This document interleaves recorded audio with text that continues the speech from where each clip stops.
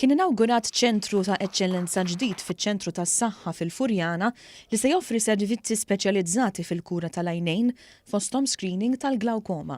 Id-Deputat Prim Ministru, Ministru għas-Saħħa Chris Fearn, semma kif matul dawn l-aħħar 4 snin ingħatat spinta lis-servizzi tas-saħħa fil-komunità. Tkun qed toffri servizzi ta' oftalmoloġija, ġifieri tal-għajnej, fejn ikonna l-ispeċjalisti hawnhekk ikonna n-nurses li huma speċjalizzati f'dan il-qasam, nkunu nistgħu noffru screening għal glaucoma, għal mart relatat mad-diabete, kif ukoll noffru pariri u noffru anke servizz ta' refractory surgery, ġifieri fejn wieħed ikollu anke jkollu bżonn nuċċalijiet pereżempju, u dan ukollu biex inkunu qegħdin nagħtu servizzi żjed fil-pront u viċin il-pazjenti tagħna. Il-Ministru Fearn qal li dan iċ-ċentru huwa magħmar bl-aqwa teknoloġija u se jwassal biex jonqos il-pis fuq il-kura li tingħata mill-isptar Mater Dei. Qal li minn din is-sena il-Gvern b'kollaborazzjoni mal-Kunsilli Lokali qed jagħti tarif u pariri dwar ħajja aħjar.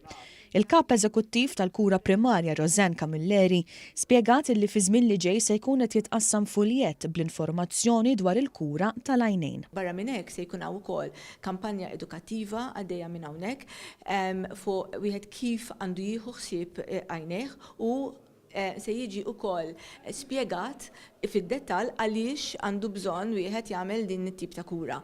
Dr. Camilleri qalet li dan is-servizz tal-oftalmoloġija se jkun aċċessibbli għal kulħadd madwar Malta u Għawdex. Pazjent se jċempel hawnhekk se jiġi mistoqsi minn nies professjonali numru ta' mistoqsijiet fejn imbagħad skont ir-risposti li wieħed ikun qed jingħata jiġi iċċeniljat fejn għandu imur ġodda ċentru stess għal kura li għandu bżonn dejjem rigward l-għajnejn. Il-kap eżekuttiv temmettejt li se jinxtara apparat li jkun jista' jinġar minn berġa għal oħra biex dawk li ma jkunux jistgħu jiġu jinqdew f'dawn iċ-ċentri jinqdew xorta waħda.